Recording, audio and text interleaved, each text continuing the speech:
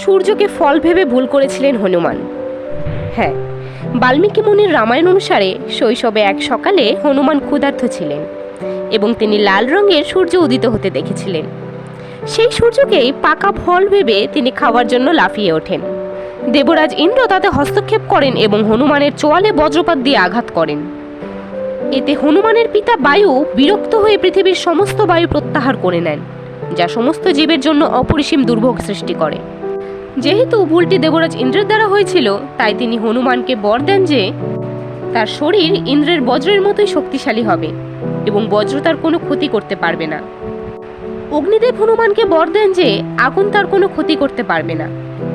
বরুণদেব বলেন জল তার কোনো ক্ষতি করবে না। পবনদেব হনুমানের অভিলাষ মঞ্জুর করেছিলেন যে তিনি বাতাসের মতো দ্রুত হবেন এবং বাতাস তার কোনো ক্ষতি করবে না।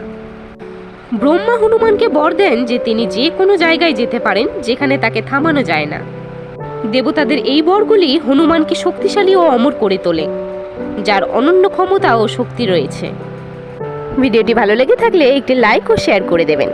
জয় বজরঙ্গবলী।